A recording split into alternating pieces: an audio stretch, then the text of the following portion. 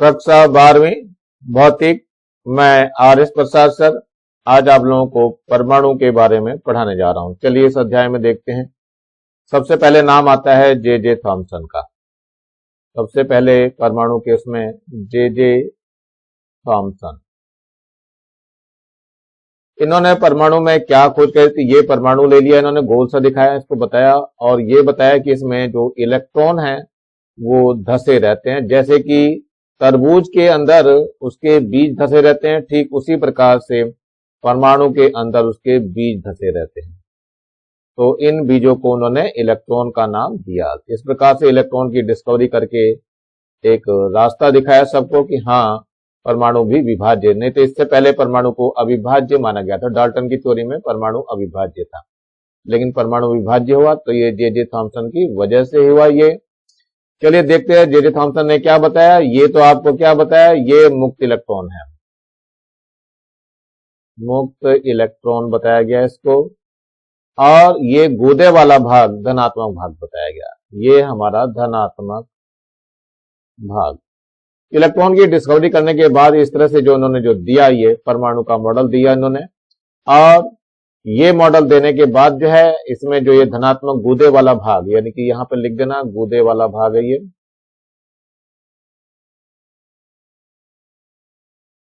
ये धनात्मक बताया और ये इलेक्ट्रॉन को इन्होंने इस तरह से करके बताया। तो जो भी कुछ उनके पास उस वक्त मौजूद थे ऑपरेटर्स, उसके आधार पर ये ढूंढा गया।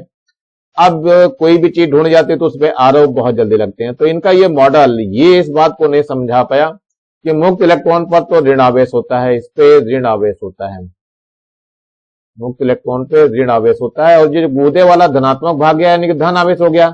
ये दोनों कैसे रहते हैं एक साथ? तो इन्होंने ये कहा ऋण आवेश व धन आवेश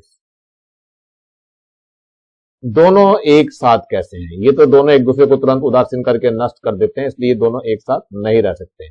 पहली बात तो यही नहीं समझा पाया। दूसरी बात जो थी वो स्पेक्ट्रम की थी, स्पेक्ट्रम भी नहीं समझा पाया। ये इसके द्वारा स्पेक्ट्रम कैसे बनता है वो भी नहीं समझा पाया, इसलिए ये थ्योरी इसकी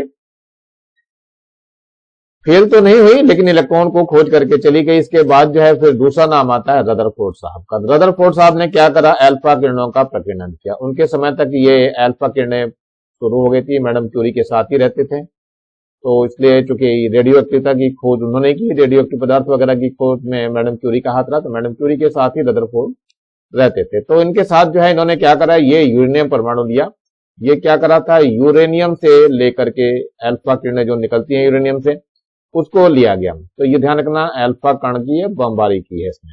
ये सोने की पन्नी है, ध्यान रखना ये सोने की पन्नी है। और ये आपको जो दिखाई दे रहा है ये पर्दा है, और यहाँ पर ये D1 D2 जो है स्लेटें होती हैं, लेड की ईंटें होती हैं जो बीच में केवल छोटा सा छिद्र छोड़ती हैं जैसे कि जा सके। यहाँ पर सोने की पन्नी को इतना पतला हम बना लेते हैं कि मान लेते हैं कि यहाँ पर एक परमाणु। अब ये बगल में आपको दिखाई दे रहा है ये सूक्ष्मदर्शी है। तो सूक्ष्मदर्शी की सहायता से ये देखना चालू करते हैं कि कहाँ कहाँ किरणें ये पड़ रही हैं। तो जैसे यहां से किरणें निकलती हैं तो सीधी पड़नी चाहिए सीधे, लेकिन नहीं, ये विभिन्न दिशाओं में स्कैटरेट हो जाती हैं, यानी प्रकीर्णित हो जाती हैं। तो ये आपने कुछ तो देखा इन्होंने 90 अंश से अधिक कोण पे जा रही हैं, कुछ जो है ये कम कोण पे जा रही है। इस तरह से सभी दिशाओं में, संभव दिशाओं में ये किरणें जो है निकल पड़ती हैं। अब इनके आधार पर रदरफोर्ड ने अपने मॉडल को देने का प्रयास किया। पहले तो इस प्रयोग को समझाने का प्रयास किया। तो ये अल्फा कण पे ध्यान रखना प्लस का 2e चार्ज होता है। तो ये 2e चार्ज को लेकर के ये मैं दिखा रहा हूं आपको। सबसे पहले जो ये अल्फा कण था वो गया यहाँ पे और जा करके इस भारी सी नाभिक से जाकर टकरा करके वापस आ गया। तो ये किरणें गई हैं और ये वापस आ गई, ये अल्फा किरणें हैं। दूसरी किरण थोड़ी सी ऊपर गई है, ऊपर जाकर के टकराई है और ये वापस इस दिशा में चली आई है। ऐसे यहां पर भी ये गई है और जा करके ये टकराई है यहां से और ये वापस इस दिशा में चली आई है। इसके बाद इसके ऊपर और एक किरण भेजी इन्होंने, तो ये किरण गई और ये टकराई तो, लेकिन ये इस दिशा में चली गई। ऐसे यहां से भी किरण जो है वो गई और जाते ही टकराई है और वो इस दिशा में चली गई है। और बाकी जो किरणें थी वो सीधी की सीधी बिना विचलित हुए मार्ग में चली गई है। अधिकांश किरणें चली गई हैं सीधी आपकी। तो ये किरणें जो है आपकी सीधी जाती हुई दिखाई दे रही है और ये भी किरण सीधी चली गई है। तो इस तरह से आपको ये चित्र बनाना है। ये किरणें निकल जा रही हैं, आप लोग जरा स्केल वगैरह से बनाना, मैं तो हाथ से ही बना रहा हूँ। चलिए ठीक है, जैसे ही बनाएंगे आप लोग बना लेना।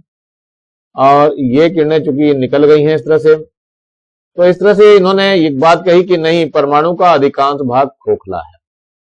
इस तरह से जो निकल गई हैं प्रकाश की ये किरणें, अल्फा किरणें जो हैं, ये इन पे प्लस का 2e चार्ज होता है और नाभिक पे भी प्लस का ही चार्ज होना चाहिए, ऐसी इन्होंने कल्पना करी। यानी नाभिक जो है वो खोज इन्होंने नाभिक की ही की है,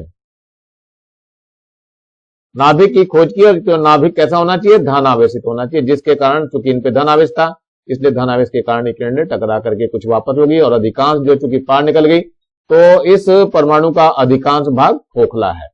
ये आधार लेकर के उन्होंने अपना मॉडल प्रस्तुत किया। तो मॉडल पे जरा चलते हैं, क्या क्या परीक्षण था और क्या मॉडल में दिखा है इन्होंने। तो सबसे पहले परीक्षण देखिए, अधिकांश अल्फा कण पन्नी को पार कर सीधे निकल जाते हैं। ये इन्होंने परीक्षण लिया था। कुछ अल्फा कण छोटे कोण से विक्षेपित होते हैं, ये मैंने बताया अभी। कुछ अल्फा कण लगभग 1000 में से 90 के कोण पे प्रकीर्णित हो जाते हैं और कुछ अल्फा कण वापस आते हैं। ये बहुत कम अल्फा कण वापस आते हैं। तो क्या निष्कर्ष निकाला, ये देखिए, चूंकि अधिकांश अल्फा कण पन्नी को पार कर सीधे निकल जाते हैं, इसका मतलब परमाणु का अधिकांश भाग खोखला है।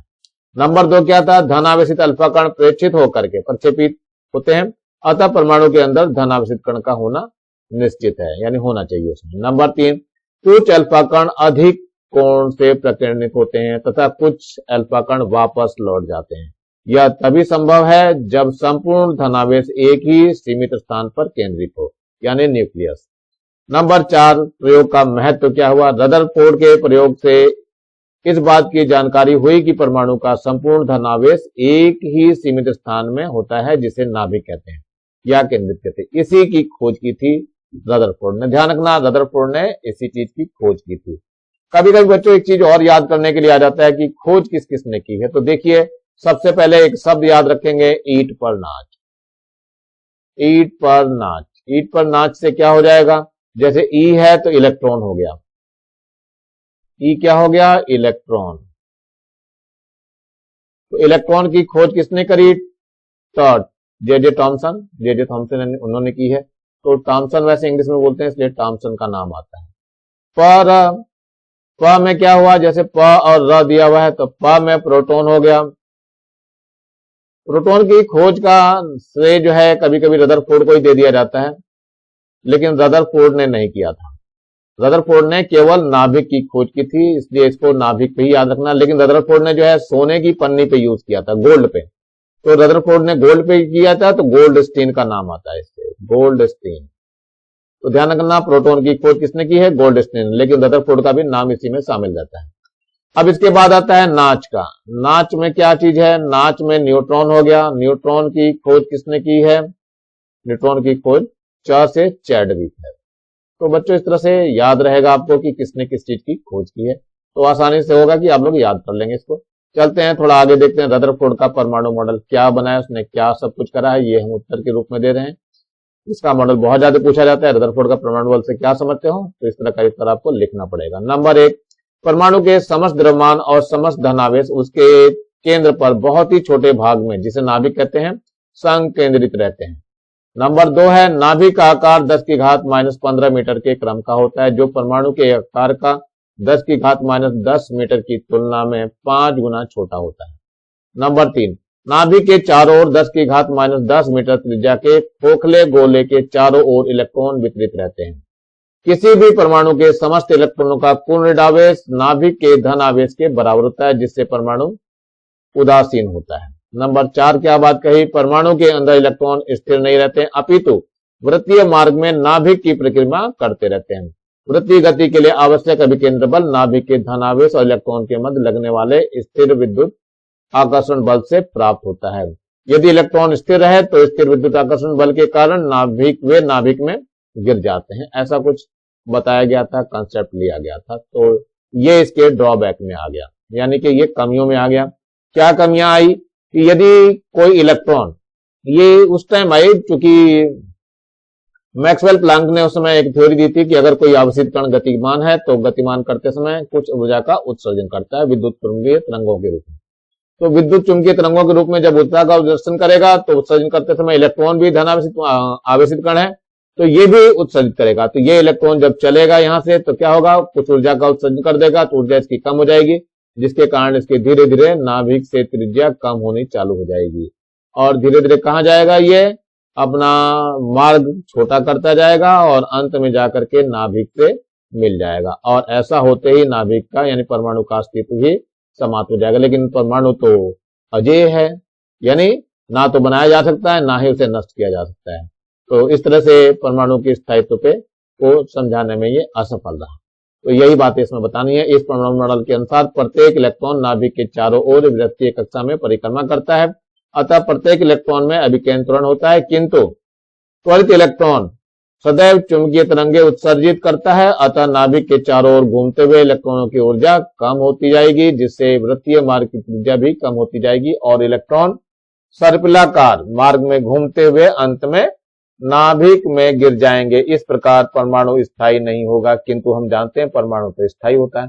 पहली बात ये थी। दूसरी बात, इसने स्पेक्ट्रम नहीं समझा पाया था, ये स्पेक्ट्रम की व्याख्या नहीं कर पाया, स्पेक्ट्रम की व्याख्या भी नहीं कर पाया। तो ये दोष हुए इसके, जिसकी वजह से जो है ये थोड़ा सा पीछे रहा मामला।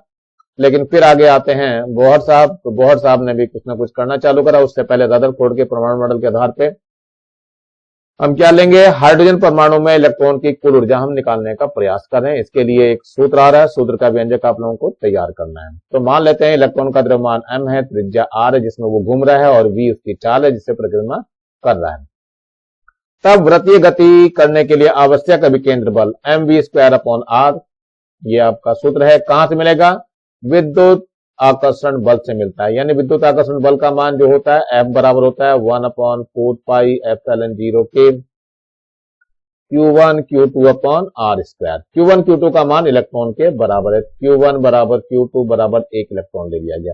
तो ये सूत्र हमने लगा दिया। अब ये दोनों मान हमें बराबर कर देने, ये मान और ये मान दोनों बराबर कर देंगे, क्योंकि इसी से प्राप्त हो रहा है। ये दोनों मान हमने बराबर कर दिया है। अब इसमें से एक r से यह r कट जाएगा और r का मान निकल करके ये आ जाएगा। तो ये सूत्र हो गया इसकी त्रिज्या निकालने के लिए। चलिए अब समीकरण 1 जो पीछे गई, तो इलेक्ट्रॉन की कक्षा की त्रिज्या एवं चाल से संबंधित प्रदर्शित करता है। यदि इलेक्ट्रॉन की गतिज ऊर्जा k है तो k बराबर 1/2 mv²। अब k का जो मान आएगा वो e²/8ε0r हो जाएगा। ये मान हमने क्या करा, समीकरण 1 में रख दिया है।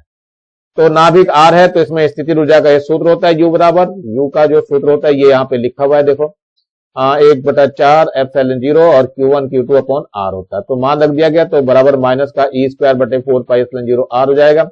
अतः हाइड्रोजन परमाणु में इलेक्ट्रॉन की कुल ऊर्जा जो है वो स्थितिज ऊर्जा और गतिज ऊर्जा दोनों हमने निकाल ली है। तो दोनों निकालने के बाद जो आएगा कुल मिलाकर के ये माइनस का ही आ जाएगा, e²/8ε0r।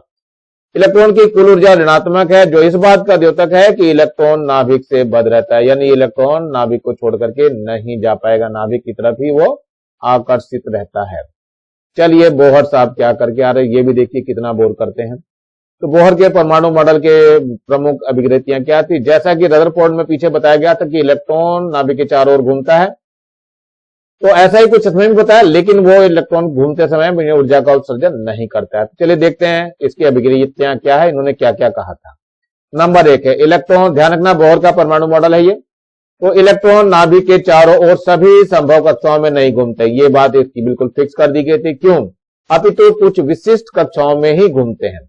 इन कक्षाओं को हम स्थायी कक्षाएं कहते हैं। ध्यान रखना स्थायी कक्षा का इसने विवेचन किया था। नंबर 2, स्थायी कक्षाएं वे कक्षाएं होती हैं जिनमें किसी इलेक्ट्रॉन का कोणीय संवेग h/2π का पूर्ण गुणज होता है, जहां h प्लैंक का नियतांक है जिसको आप पढ़ चुके हो, 6.63 × 10⁻³ 34 जूल सेकेंड होता है। अब यदि m द्रव्यमान का इलेक्ट्रॉन r त्रिज्या की कक्षा में v वेग से घूम रहा है तो कोणीय संवेग mvr होगा, ये रहा mvr, और ये n जो है ये h/2π का पूर्ण गुणक हो गया, जहां n बराबर कक्षाओं की संख्या होगी, पहली, दूसरी, तीसरी, चौथी, n बराबर 1 2 3 4 कोई सा भी लेते हैं, इसको हम मुख्य क्वांटम संख्या कहते हैं, n को मुख्य क्वांटम संख्या कहते हैं। नंबर 3, जब कोई इलेक्ट्रॉन किसी स्थायी कक्षा से निम्न ऊर्जा स्तर कक्षा में संक्रमण करता है तो एक फोटोन उत्सर्जित करता है, जिसकी ऊर्जा प्रारंभिक और अंतिम अवस्थाओं की ऊर्जा पे अंतर पर निर्भर करता है। इस प्रकार एच न्यू बराबर ई आई माइनस ई फाइनल कर दिया गया और इसके आधार पर फिर मैं आगे आपको बताना चालू करता हूं। इस ई आई और ई एफ को हम ई वन और माइनस ई टू ले ले रहा हूं। तो ध्यान रखना, ये जो मैं आगे बताने जा रहा हूं ये एच न्यू बराबर हो जाएगा ये E one minus E two. जरा हम इसके बारे में देखते हैं ई वन और ई टू का क्या फर्क पड़ता है। चलिए देखते हैं जरा। तो बोहर ने जो ई वन जो दिया था वो माइनस का R C H upon N one square, ये एच है बच्चों ध्यान रखना। और जो ई टू का मान बताया वो बताया माइनस का R C H upon N two का स्क्वायर, जहां एन वन एन टू कक्षाओं की संख्या है। तो जो आपको एच न्यू दिया गया है वो मान इसमें रख दीजिए, तो ये हो जाएगा E one minus E two. जरा मान रख करके देखते हैं। तो एच न्यू का मान जो है बच्चों होता है सी अपॉन लैम्डा, लैम्डा तरंग दैर्ध्य है, तो यहाँ पे जो हो जाएगा एच सी अपॉन लैम्डा हो जाएगा। और यहाँ पे मान रखेंगे तो माइनस का R C H upon N one का स्क्वायर हो जाएगा, माइनस का कितना हो जाएगा R C H upon N two का स्क्वायर। तो देखते हैं क्या हो जाएगा। नहीं बच्चों, यहाँ E two minus E one होना चाहिए। यहां पर ई टू, यहां पर हम E two minus E one लेके चल रहे हैं। तो ई टू का मान minus R C H upon N to square हो गया, माइनस फिर minus R C H upon N one का स्क्वायर हो जाएगा। चलिए देखते हैं आगे क्या हो गया। एच सी अपॉन लैम्डा ले लिया यहाँ पे, तो ये आपका आर सी एच कॉमन आएगा और माइनस का R C H upon N two का स्क्वायर, माइनस माइनस प्लस हो जाएगा, तो R C H upon N one का स्क्वायर हो जाएगा। तो एच सी अपॉन लैम्डा का मान जो आ जाएगा वो आर सी एच तो कॉमन ले लीजिए और ये वन हो जाएगा वन अपॉन एन वन का square minus one upon N two का स्क्वायर हो जाएगा। तो इसमें से सी कट जाएगा और एक एच से एच भी कट जाएगा, तो वन अपॉन लैम्डा का सूत्र आ जाएगा, वन अपॉन ये आर आ गया है यहाँ पे, और one upon N one square minus one upon N two का स्क्वायर। और इस समीकरण की सहायता से हाइड्रोजन स्पेक्ट्रम की सफल व्याख्या करी इन्होंने। अब हाइड्रोजन स्पेक्ट्रम के लिए क्या करा, तो इसमें सबसे पहले इन्होंने लाइमन श्रेणी की पहली रेखा के लिए लिया। तो पहला देखो क्या होता है, ये लाइमन श्रेणी की पहली रेखा प्राप्त हुई। लाइमन श्रेणी की पहली रेखा के लिए क्या करा इन्होंने क्या करा, n1 का मान तो 1 लेते हैं और n2 का मान जो है हम 2 से शुरू करेंगे, 2 3 4 5 लेना चालू कर देंगे। तो लाइमन श्रेणी की पहली रेखा के लिए क्या हो जाएगा, n2 का मान 2 हो जाएगा। तो लाइमन के लिए ध्यान रखना, n1 का मान जो है वो 1 होता है और n2 का मान n लेंगे, और जहां n बराबर हो जाएगा 2 3 4 5 6 ऐसे चलेगा आपका। तो चलिए पहली रेखा हम लेके चल रहे हैं, तो इसमें क्या सूत्र हो जाएगा, तो सूत्र लगा करके यहां दिखा रहा हूं मैं। ये हो जाएगा वन अपॉन लैम्डा बराबर हो जाएगा आर, तो ये हो जाएगा one upon one square minus one upon two square. ये पहली रेखा की तरंग दैर्ध्य निकलेगी बच्चों, ध्यान रखना। ये हो जाएगा one upon one upon four हो जाएगा, तो ये आर आ गया, लघुत्तम लेंगे 4 हो गया, 4 माइनस 1 आएगा यहाँ पर, और ये मिलाकर के 3/4 हो जाएगा। तो वन अपॉन लैम्डा है, तो लैम्डा बराबर कितना हो जाएगा 4/3 आर हो जाएगा। ये पहली तरंग दैर्ध्य है उसकी, लाइमन रेखा की पहली तरंग दैर्ध्य। ध्यान रखना, लाइमन श्रेणी या की पहली रेखा की तरंग दैर्ध्य है।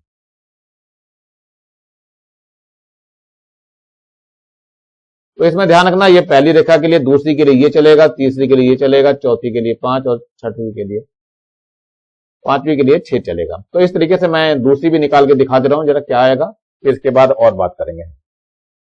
अब हम ले रहे हैं लाइमन श्रेणी की दूसरी रेखा के लिए। लाइमन श्रेणी की दूसरी रेखा के लिए ध्यान रखना, इसमें n1 का मान तो 1 ही रहेगा, n2 का मान जो है अब 3 हो जाएगा। ऐसे n2 का मान बढ़ता जाएगा, तो वन अपॉन लैम्डा बराबर हो जाएगा R, one upon one square minus one upon 3 का स्क्वायर हो जाएगा। तो वन अपॉन लैम्डा बराबर आर हो गया, ये वन अपॉन ये 9 हो जाएगा। तो कितना आ जाएगा, वन अपॉन लैम्डा बराबर आर हो गया, इसका लघुत्तम लेंगे 9 हो जाएगा, तो 9 माइनस 1 हो जाएगा, 1 अपॉन लैम्डा बराबर ये 8/9 आर हो जाएगा, तो लैम्डा का मान हो जाएगा 9/8 आर। ये लाइमन श्रेणी की दूसरी रेखा है, लाइमन श्रेणी की दूसरी रेखा की तरंगदैर्ध्य है। इस प्रकार से हम तीसरी भी निकाल सकते हैं, तीसरी, चौथी, पांचवी के लिए। तो मैं वैसे लिख दे रहा हूं, तीसरी के लिए क्या होगा, तीसरी रेखा के लिए तो n का मान यानी n1 का मान तो 1 रहेगा, n2 का मान कितना हो जाएगा, 4 हो जाएगा। चौथी के लिए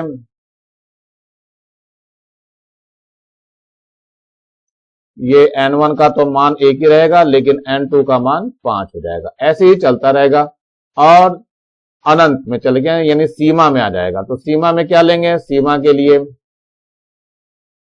के लिए n1 का मान 1 होगा और n2 का मान अनंत ले लेंगे। तो ये सीमा के लिए ध्यान रखना, ये 0 हो जाएगा तुरंत। तो 1 अपॉन लैम्डा बराबर कितना हो जाएगा, r हो जाएगा। तो 1/1 माइनस 1 अपॉन अनंत 0 हो जाएगा। तो 1 अपॉन लैम्डा बराबर r हो जाएगा और केवल 1/1 ही बच जाएगा। तो लैम्डा का मान 1 अपॉन r आ जाएगा। तो ध्यान रखना बच्चों, ये सीमा की जब भी बात करेंगे तो n2 का मान हमें अनंत ही लेना पड़ेगा हर एक लाइन के लिए। तो लाइमन की श्रेणी मैंने बता दी है। अब लाइमन के बाद आता है पास्चन का नंबर। तो पास्चन में देखते हैं क्या होता है।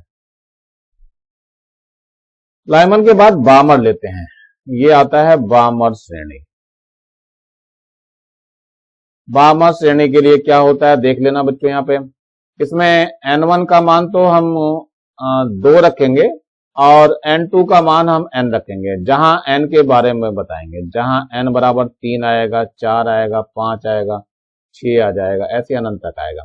तो बामर श्रेणी की पहली रेखा निकालनी चाह रहे हैं। तो बामर श्रेणी की पहली रेखा के लिए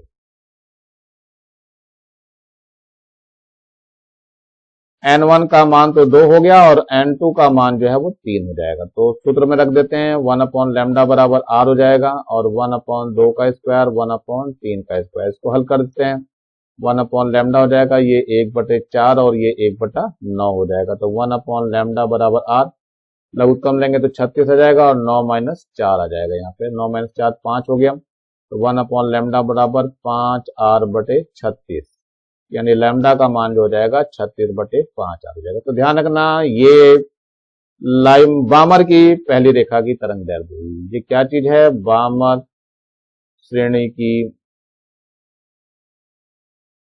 पहली रेखा की तरंगदैर्ध्य है। ये स्पेक्ट्रम की व्याख्या करी है, पूर्णतः करी इन्होंने व्याख्या। अब चलते हैं दूसरी रेखा के लिए, दूसरी रेखा के लिए, लेकिन ये बामर की है, ध्यान रखना बच्चों। दूसरी रेखा के लिए क्या लेंगे, n1 का मान तो 2 ही रहेगा, लेकिन n2 का मान जो है बढ़ जाएगा, 3 की बजाय 4 हो जाएगा। तो चलिए 4 लेते हैं। तो 1 अपॉन लैम्डा बराबर r हो गया, तो 1 अपॉन 2 का स्क्वायर और 1 अपॉन 4 का स्क्वायर हो जाएगा। तो 1 अपॉन लैम्डा बराबर r हो जाएगा 1/4 और 1/16 हो जाएगा ये। तो 1 अपॉन लैम्डा बराबर r हो गया, लघुत्तम लेंगे तो कितना आ जाएगा, 16 आ जाएगा। 4 चौक 16 माइनस 1 यानी 3 हो गया। तो 1 अपॉन लैम्डा बराबर 3/16 r हो गया, यानी लैम्डा का मान 16/3 r हो जाएगा। ये बामर की क्या हुई, दूसरी रेखा की तरंगदैर्ध्य हुई। तो ध्यान रखना है, बामर की दूसरी, ऐसी तीसरी निकाल सकते हैं। और सीमा के लिए क्या होगा, सीमा के लिए भी याद कर लेना जरा आप लोग। मैंने बता दिया, वैसे तो n2 का मान जो है कितना हो जाएगा, 2 ही रहेगा, लेकिन n1 का मान 2 है ये, और n2 का मान जो है वो अनंत हो जाएगा, और बाकी इसको आप हल कर लेंगे। लाइमन, बामर, पास्टन श्रेणी अब आएगी। इसके बाद देखते हैं पास्टन में क्या कुछ हो रहा है।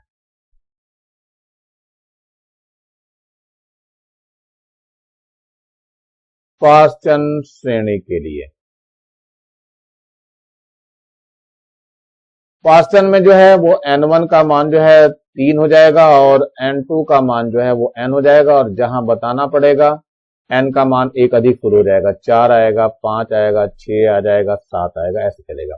अब पास्टन श्रेणी की पहली रेखा के लिए देखिए, पास्टन श्रेणी की पहली रेखा के लिए देखते हैं, n1 का मान 3 हो जाएगा, लेकिन n2 का मान अब 4 आ जाएगा। तो 1 अपॉन लैम्डा बराबर हो जाएगा आर 1/3 का स्क्वायर माइनस 1/4 का स्क्वायर। देख लेते हैं जरा, आर हो गया 1/9 हो जाएगा, 1/16 हो जाएगा। जरा लघुत्तम ले लेते हैं, तो लघुत्तम लेंगे तो 144 आ जाएगा, 16 में 144, इधर 16 हो जाएगा और माइनस का 9 हो जाएगा। तो 1/λ चल रहा, तो 1/λ बराबर कितना आ जाएगा, 16 में से 9 गया 7, तो 7r/144 आ जाएगा। इसका मतलब क्या हुआ, लैम्डा का मान जो आ गया 144/7r आ जाएगा। तो ये आपका आ गया क्या चीज, ये पार्श्चन श्रेणी की पहली रेखा है। पार्श्चन श्रेणी की दूसरी रेखा के लिए ध्यान रखना, पार्श्चन श्रेणी की दूसरी रेखा के लिए इसमें क्या होगा, n1 का मान तो 3 ही रहेगा, लेकिन n2 का मान अब कितना हो जाएगा। देखो पहली रेखा 4 पे हुई तो दूसरी 5 पे मिलेगी, तो ये n2 का मान 5 हो जाएगा। और सीमा के लिए क्या होगा, सीमा के लिए लेंगे तो n1 का मान तो 3 ही रहेगा और n2 का मान क्या हो जाएगा, अनंत हो जाएगा। तो इसको आप लोग हल कर लेंगे, आगे कोई सी भी श्रेणी आप निकाल सकते हैं, किसी भी रेखा को निकाल सकते हैं। लाइमन हो गई, बामर हो गई, पार्श्चन हो गई। अब चलते हैं ब्रैकेट की तरफ। ब्रैकेट में क्या होता है,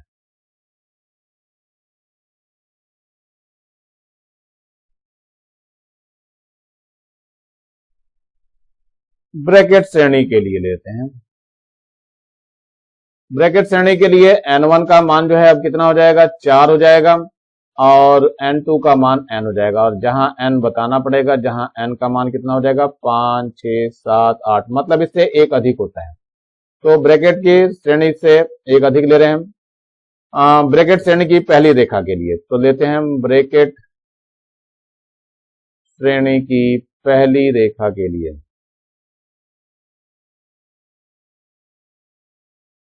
क्या हो जाएगा, n1 का तो मान 4 हो गया और n2 का मान पहली के लिए तो 5 आएगा, ये तो 5 रख दीजिए। तो 1/λ बराबर हो जाएगा r, तो ये 1/1 का स्क्वायर यानी कि ये 4 का स्क्वायर हो जाएगा माइनस 1/5 का स्क्वायर। जरा हल कर लीजिए, 1/λ बराबर r हो गया, ये 4 चौक 16 हो जाएगा, माइनस 5 पंजे 25 हो जाएगा। तो 1/λ बराबर r, इसका लघुत्तम ले लीजिए, कितना आ जाएगा, 25 की 16 से गुणा करनी पड़ेगी, 4 चौक 16 यानी 400 आ जाएगा, और यहाँ पे आ जाएगा 25 माइनस 16। तो जरा कर लीजिए, तो 1/λ बराबर हो जाएगा 25 में से 16 गए तो 9 बच जाएगा, 9/400 और r हो जाएगा। तो ये आ गया, इसका मतलब क्या हो गया, लैम्डा का मान जो आ गया वो 400/9r आ गया। ये आया, ध्यान रखना क्या आया है, ब्रैकेट श्रेणी की पहली रेखा की तरंग दैर्ध्य आई है। ये ध्यान रखना, ब्रैकेट श्रेणी की पहली रेखा की तरंग दैर्ध्य। अब दूसरी रेखा के लिए देखते हैं क्या होता है, लेकिन ध्यान रखना दूसरी रेखा कौन सी है, ब्रैकेट श्रेणी की दूसरी रेखा के लिए। इसका प्रश्न आप लोगों का असाइनमेंट में आया हुआ है, तो इसको आप लोग कर लेंगे आसानी से, इसी तरह का दिया हुआ है इसमें। दूसरी रेखा के लिए देखिए n1 का तो मान बदलेगा नहीं, 4 ही रहेगा, लेकिन n2 का मान देखना, दूसरी के लिए ये 6 हो जाएगा, तीसरी के लिए 7 हो जाएगा। ऐसे ही सीमा के लिए क्या होता है, सीमा रेखा के लिए, सीमा रेखा के लिए, सीमा रेखा के लिए n1 का मान जो है 4 ही रहेगा, लेकिन n2 का मान अनंत हो जाएगा। चलिए लाइमन, बामर, ये सब श्रेणी आपकी आ रही है, ब्रैकेट पे आ गई। अब एक और पूर्ण आएगी श्रेणी, उस पूर्ण पे देखते हैं जरा। अब अगली श्रेणी जो आती है वो पूर्ण श्रेणी आती है। पूर्ण श्रेणी, पूर्ण श्रेणी में ध्यान रखना है आपको, पूर्ण श्रेणी में क्या है, पहले आपने जो पढ़ा ब्रैकेट में n1 बराबर 4 है, तो इसमें n1 बराबर 5 से स्टार्ट होगा। n1 बराबर 5 हो गया, और n2 का मान n रखेंगे, और जहां बताएंगे n2 बराबर यानी n का मान जो कितना हो जाएगा, n का मान 5 से शुरू होगा, 5 नहीं शुरू होगा बच्चों, ये 6 से शुरू होगा।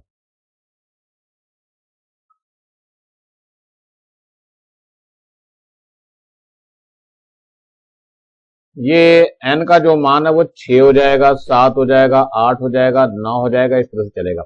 अब लेते हैं हम पूर्ण श्रेणी की पहली रेखा। पूर्ण श्रेणी की पहली रेखा की तरंग दैर्ध्य निकाल रहे हैं।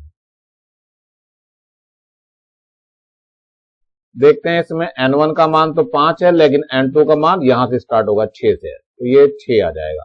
रख दीजिए सूत्र में 1/λ बराबर 1/r हो जाएगा, तो 1/5 का स्क्वायर 1/6 का स्क्वायर। अब इसको जरा हल कर लेते हैं, r हो जाएगा ये 1/25 हो जाएगा माइनस 1/36 हो जाएगा, तो 1/λ बराबर r हो गया। ये लघुत्तम लेंगे तो कितना आ जाएगा 900 आएगा और 36 माइनस 25 हो जाएगा, तो ये 11 बच जाएगा। तो 1/λ बराबर 11r/900। इसका मतलब क्या हो गया, लैम्डा का मान हो जाएगा 900/11r। ये 900 चूहे खा के बिल्ली हज को चली, ऐसा नहीं है भैया, इसको सही से तैयार कर लेना। हाँ चलिए देखिए क्या हो गया, लैम्डा का मान यानी ये जो आया आपका पूर्ण श्रेणी की पहली रेखा की तरंग दैर्ध्य आ गया। अब दूसरी रेखा के लिए क्या होता है वो भी देख लेते हैं हम। दूसरी रेखा के लिए यदि तीसरी रेखा चाहिए तो तीसरी के लिए आगे बढ़ जाना, तो ये क्या हो जाएगा, n1 का मान तो 5 ही रहेगा, लेकिन n2 का मान यहां से 7 आ जाएगा, तो ध्यान रखना 7 हो जाएगा। ऐसे ही अगले के लिए 8 आ जाएगा। तो अब यहां सीमा रेखा के लिए अगर निकालना चाहते हैं, सीमा रेखा के लिए इसकी जो सीमा होगी उसके लिए है, तो n1 का मान तो 5 ही रहेगा, लेकिन n2 का मान कितना हो जाएगा, अनंत हो जाएगा। तो आप सीमा रेखा निकाल लेंगे आसानी से। पूर्ण के बाद एक और हम्फ्री श्रेणी भी आती है, हम्फ्री श्रेणी। हम्फ्री श्रेणी के लिए आपको याद रखना है कि n1 का मान 6 हो जाएगा और n2 का मान कितना हो जाएगा, n लेंगे और n बराबर 7, 8, 9, 10। लेकिन ये बच्चों कोर्स में नहीं है, लिख दे रहा हूं मैं, यह कोर्स में, यह श्रेणी कोर्स में नहीं है, यह श्रेणी कोर्स में नहीं है। तो ध्यान रखना केवल यही श्रेणी की बात कर रहा हूं मैं, बाकी सब कुछ कोर्स में है आपके, तो बाकी सब तैयार रखेंगे। यहां तक का आप लोगों को ढंग से तैयार करना, ये तो कंपटीशन के लिए मैंने बता दिया, कभी कभी पूछ लेते हैं। चलिए इन सभी श्रेणियों को बताया, तो हमने अब ये देखते हैं स्पेक्ट्रम पे ये दिखता कैसा है। चलिए ये देख लेते हैं, स्पेक्ट्रम चल रहा है आपका, ये n बराबर 1 है, ये n बराबर 2 है, ये n बराबर 3 है, n बराबर 4 है, n बराबर 5 है, ये n बराबर 6, n बराबर 7 और ये n बराबर इंफिनिटी यानी ग्राउंड वाला स्टेज है ये। तो इसके आधार पे ये आपको दिख रहा होगा बनता हुआ, पूरा का पूरा दिखा हुआ बनता बना करके मैंने दिखाया। ये आ गया लाइमन श्रेणी, ये है लाइमन श्रेणी। लाइमन श्रेणी की पहली रेखा ये वाली दी हुई है, ये दूसरी रेखा है, तीसरी रेखा, चौथी, पांचवी, छठी और ये सीमा रेखा है। तो इस तरह से आप लोग निकाल लेंगे। लाइमन के बाद आता है बामर, ये है बामर श्रेणी। लाइमन, बामर, फिर आता है पास्चर, पास्चन श्रेणी है, फिर है ब्रैकेट, ब्रैकेट श्रेणी है, और फिर है इसके बाद पूर्ण श्रेणी। ये यहीं तक कोर्स में है, तो आप यहीं तक याद करो, ज्यादा बढ़िया इस हम्फ्री पर मत जाओ। चलिए अब देखते हैं ये कहां कहां कौन से भाग में पड़ती हैं। ये तो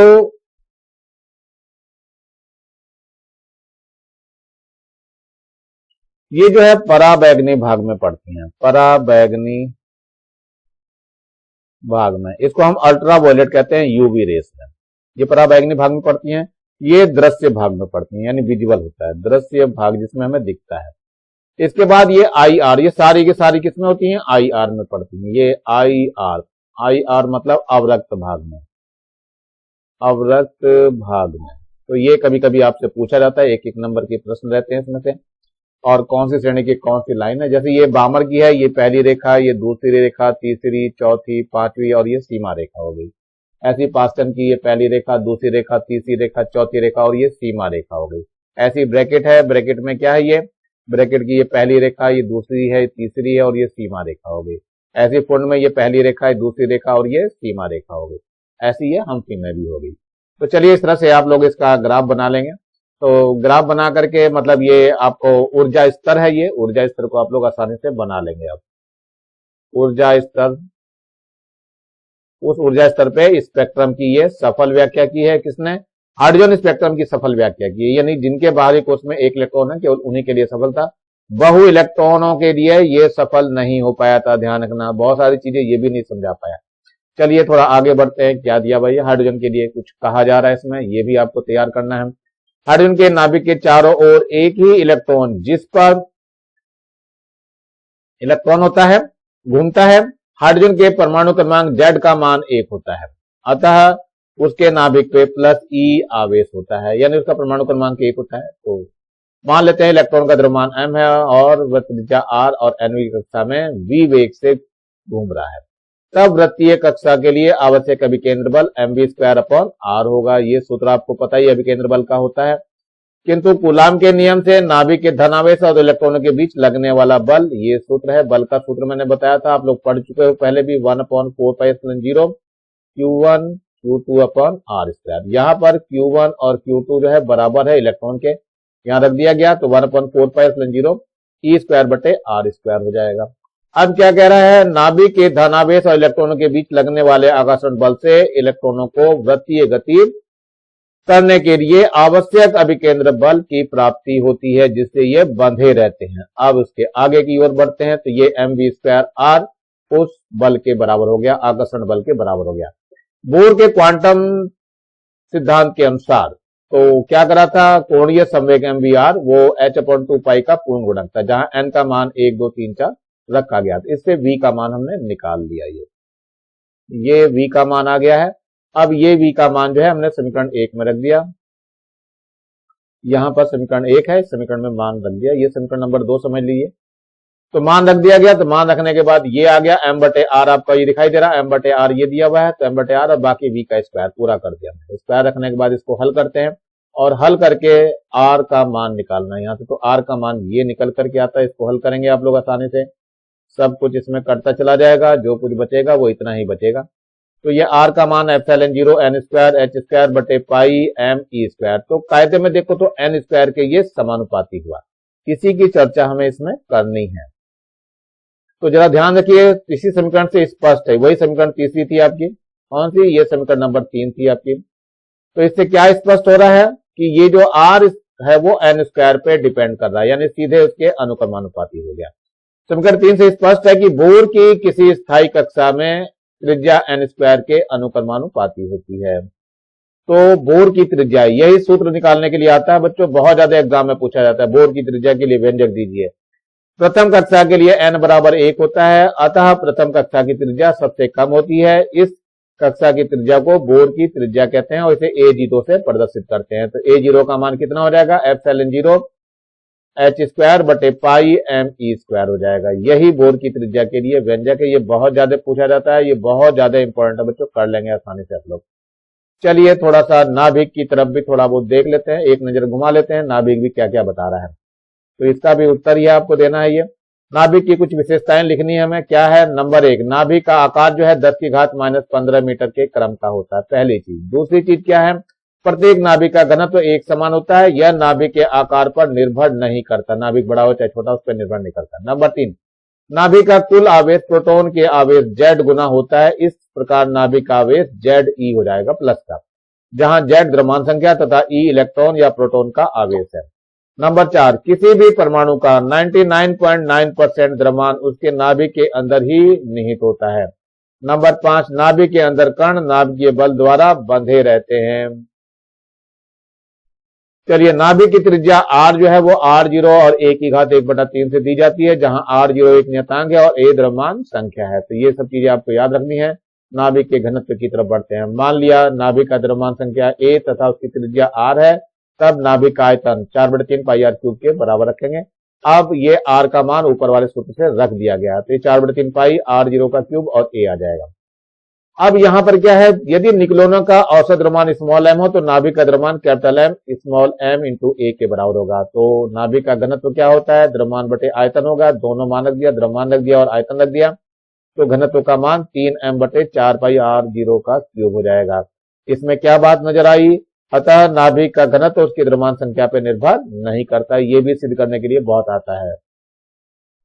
अब आते हैं प्रति न्यूक्लियन नाभिक ऊर्जा और उसके ग्राफ के बारे में। ये हमारे पास प्रति न्यूक्लियन बंधन ऊर्जा है, यानी नाभिकों को बांधे रखने के लिए जितनी ऊर्जा की जरूरत पड़ती है। नाभिक को बांधने के लिए बहुत आश्चर्य सबको लगता है, क्योंकि नाभिक में प्रोटॉन ही होते हैं, एक दूसरे को प्रतिकर्षित करेंगे तो उनको बांधने के लिए कुछ एनर्जी की जरूरत पड़ती है और इसीलिए द्रव्यमान की क्षति भी दिखाई देती है, यानी कि वास्तविक द्रव्यमान जो आता है वो हमारे कैलकुलेट द्रव्यमान से कुछ कम होता है और ये कमी इसी कारण से आती है क्योंकि बंधन ऊर्जा में वो खर्च हो जाती है। तो प्रति न्यूक्लियन बंधन ऊर्जा यहाँ MeV में दिया हुआ है, यहाँ दिखाई दे रहा है आपको MeV में दिया हुआ है ये। मिलियन इलेक्ट्रॉन वोल्ट है। और यहाँ द्रव्यमान संख्या दी है ए आपका। तो चलिए इसमें दिखा रखा, पहले हाइड्रोजन नंबर पहले नंबर पे है, फिर इसके बाद ये दूसरे नंबर पे दिखाई दे रहा, तीसरे नंबर पे हीलियम है, फिर लिथियम है, फिर नाइट्रोजन है, फिर इसके बाद कार्बन, ऑक्सीजन और ये सल्फर और आयरन। इसमें ध्यान रखना है जिसमें जिसकी ज्यादा होती है प्रति न्यूक्लियन बंधन ऊर्जा वो पृथ्वी पे सबसे ज्यादा पाया जाता है। तो यहाँ पर आयरन की सबसे अधिक है, इसलिए पृथ्वी पर पाया जाना सबसे ज्यादा तत्व वो आयरन ही है हमारा। और इसमें ए का मान अगर 170 या इससे अधिक होता है तो वो रेडियो एक्टिव पदार्थ बन जाते हैं। तो ये इसकी द्रव्यमान की परास है जिसको आपको याद रखना है। चलिए इसके बारे में भी देख लेते हैं, ग्राफ से क्या क्या निष्कर्ष निकालते हैं। तो पहला निष्कर्ष तो यही है, मध्यवर्ती द्रव्यमान संख्या वाले नाभिकों जैसे ए का मान 30 और 170 के बीच के लिए प्रति न्यूक्लियन बंधन ऊर्जा व्यवहारिक रूप से नियत रहती है, जो इस बात का द्योतक है कि किसी नाभिकीय बल लघु पराश्रयी बल होता है। चलिए नंबर 2, द्रव्यमान संख्या में वृद्धि के साथ साथ प्रति न्यूक्लियन ऊर्जा बंधन ऊर्जा में कमी होती है। यह कमी नाभिकों में उपस्थित प्रोटॉन के बीच कूलाम प्रतिकर्षण बल के कारण होती है, अतः भारी नाभिक कम स्थायी होते हैं। नंबर 2 लेते हैं, ये लिखते हैं द्रव्यमान क्षति वास्तव में क्या होती है, जो मैंने अभी समझाई थी। नाभिक का वास्तविक द्रव्यमान उसके घटकों यानी न्यूक्लियनों में प्रोटॉन और न्यूट्रॉन को लेकर के द्रव्यमानों के योग से सदैव कम होती है। द्रव्यमानों के इस अंतर को हम द्रव्यमान क्षति कहते हैं। नंबर 2, द्रव्यमान क्षति की जो समीकरण है वह E बराबर mc² के बराबर होती है, के अनुसार बंधन ऊर्जा में परिवर्तित होती है, जो कि न्यूट्रॉनों एवं प्रोटॉनों को नाभिक के अंदर बांधे रखती है, नहीं तो ये निकल करके भाग जाएंगे। अब आता है नाभिकीय विखंडन क्या होता है। नाभिकीय विखंडन भी बहुत ज्यादा पूछा जाता है। तो किसी भारी परमाणु के किसी नाभिक का लगभग 2 समान आकार वाले नए तत्वों के नाभिकों में टूट जाने की क्रिया को नाभिकीय विखंडन कहते हैं और इसमें बहुत अपार ऊर्जा मिलती है। ये जो Q का मान है ये 200 मिलियन इलेक्ट्रॉन वोल्ट है, ये ध्यान रखना, बहुत ज्यादा ऊर्जा निकलती है। ये यूरेनियम दिया हुआ है, यूरेनियम का जो परमाणु है यानी 235 वाला, एक न्यूट्रॉन की इस पर बमबारी करते हैं तो ये पहले टूट करके अस्थायी बनता है, फिर अस्थायी के बाद बेरियम और प्लूटोन बन जाता है और 3 न्यूट्रॉन और बन जाते हैं। तो नाभिकीय विखंडन हेतु यूरेनियम 235 अधिक उपयुक्त है, क्योंकि यह मंदगामी न्यूट्रॉनों से भी विखंडित हो जाते हैं, यानी जो धीमे धीमे नाभिक चलते हैं उनसे भी विखंडित हो जाता है, इसलिए इसी से परमाणु बम भी बनाया जाता है। चलिए देखते हैं क्या हुआ इसमें आगे। तो ये जब नाभिक में टूटा, 2 या 2 से हल्के नाभिक में टूटा हुआ दिखाई दे रहा, तो ऊर्जा भी बहुत ज्यादा निकलती है और ये ऊर्जा वास्तव में बहुत जाती है। इसी सिद्धांत में हमारा परमाणु बम बनाया गया है। चलिए थोड़ा सा आगे बढ़ते हैं। नाभिकीय संलयन क्या होता है, ठीक उसका उल्टा। नाभिकीय संलयन में क्या होता है, जब 2 हल्के परमाणु के नाभिक संयुक्त होकर के नया नाभिक बनाते हैं तो इस प्रक्रिया में अत्यधिक ऊर्जा विमुक्त होती है। इस प्रक्रिया को नाभिकीय संलयन कहते हैं तथा जो ऊर्जा निकली वो नाभिकीय ऊर्जा कहलाती है। संलयन अभिक्रिया में भाग लेने वाले नाभिक धनावेशित होते हैं। जब दोनों नाभिक निकट आते हैं तो उनके मध्य प्रबल प्रतिकर्षण बल कार्य करने लगता है। इस प्रतिकर्षण बल के विरुद्ध संलयित होने के लिए नाभिकों की गतिज ऊर्जा बहुत अधिक होनी चाहिए। इसके लिए हमें उच्च ताप की जरूरत पड़ती है। कितना, 10⁸ केल्विन के बराबर। और ये ताप जो है कहां से मिलता है, परमाणु बम से ही मिलता है। इसलिए जो हाइड्रोजन बम इस पे आधारित है, बनाया गया है, उसमें एक परमाणु बम पहले फोड़ा जाता है और अति उच्च दाब की आवश्यकता होती है, जो मैंने बताया आपको। और ये कहां से प्राप्त होता है, केवल परमाणु बम से ही प्राप्त होता है, अन्यथा पृथ्वी पर और कोई हमारे पास उपाय नहीं है जिसको इतनी ऊर्जा दे सके। तो यहाँ पे आपको दिखाई दे रहा है ये ड्यूटेरियम है, ये भी ड्यूटेरियम है, दोनों मिलकर के ये हीलियम का नाभिक बनाते हैं और एक न्यूट्रॉन उत्पन्न करता है और ये 2.5 मिलियन इलेक्ट्रॉन वोल्ट ऊर्जा उत्पन्न होती है। ऐसे ये हीलियम का नाभिक है और ये प्रोटियम है, प्रोटियम मिलकर के इसको हीलियम बनाता है और ये न्यूट्रॉन बनाता है और न्यूट्रॉनो बनाता है और ये एनर्जी भी रिलीज करता है, बहुत ज्यादा एनर्जी होती है। इस प्रकार नाभिकीय संलयन होता है। नाभिकीय संलयन में अत्यधिक अपार ऊर्जा निर्मुक्त होती है जिसे नाभिकीय ऊर्जा कहते हैं। अब चलते हैं जरा दोनों के अंतर में, क्या है इनमें अंतर। तो ये अंतर आपको दिखाई दे रहा है, नाभिकीय विखंडन एवं नाभिकीय संलयन में अंतर। तो सबसे पहले नंबर 1 नाभिकीय विखंडन यहाँ दिखाई दे रहा है और यहाँ पे नाभिकीय संलयन दे रहे हैं। इस प्रक्रिया में एक भारी नाभिक लगभग समान द्रव्यमान के 2 नाभिकों में विभक्त होता है। इसमें क्या होता है, इस प्रक्रिया में 2 हल्के नाभिक संयुक्त होकर भारी नाभिक बनाते हैं। नंबर 2, यह प्रक्रिया सामान्य ताप पर संभव है, लेकिन यह प्रक्रिया सामान्य ताप पर संभव नहीं है, बहुत उच्च ताप पर होती है, इसलिए यह तापीय अभिक्रिया भी कहलाती है। नंबर 3, प्रति विखंडन विमुक्त ऊर्जा जो है 200 मिलियन इलेक्ट्रॉन वोल्ट तक होती है, लेकिन प्रति संलयन विमुक्त ऊर्जा 24 मिलियन इलेक्ट्रॉन वोल्ट होती है। अब आता है चौथा, विखंडन योग्य पदार्थ सीमित मात्रा में ही उपलब्ध होते हैं, ये बहुत ज्यादा मात्रा में नहीं होते हैं, लेकिन संलयन योग्य पदार्थ अधिक मात्रा में उपलब्ध होते हैं, यानी कि हम हाइड्रोजन बम जितना चाहे उतना बना सकते हैं। नंबर 5, विखंडन योग्य पदार्थ रेडियो एक्टिव होते हैं, लेकिन संलयन योग्य पदार्थ रेडियो एक्टिव नहीं होते हैं, इसमें सामान्य ही होते हैं। इस प्रकार बच्चों ये लेसन समाप्त हो रहा है। मेरे ख्याल से आपकी फिजिक्स ही समाप्त हो रही है। आगे जो भी कुछ प्रॉब्लम होगी आप लोग पूछेंगे। नीचे लाल रंग का ये बटन दिखाई दे रहा है, इसको दबा के सब्सक्राइब करेंगे और ज्यादा से ज्यादा बच्चों को शेयर करेंगे, और कम से कम एक लाइक तो जिसको बनता ही है, तो मेरे वीडियो को लाइक भी कर दिया करो। मेरे पास तो और कुछ तो है नहीं, लेकिन जो कुछ भी है आप लोगों को दे देता हूं, और कम से कम एक लाइक की तो उम्मीद रखता ही हूं। कम से कम मेरे वीडियो को लाइक कर दिया करें। Thank you, have a nice day. इसी के साथ मैं RS प्रसाद सर आपकी फिजिक्स यहीं समाप्त करता हूं।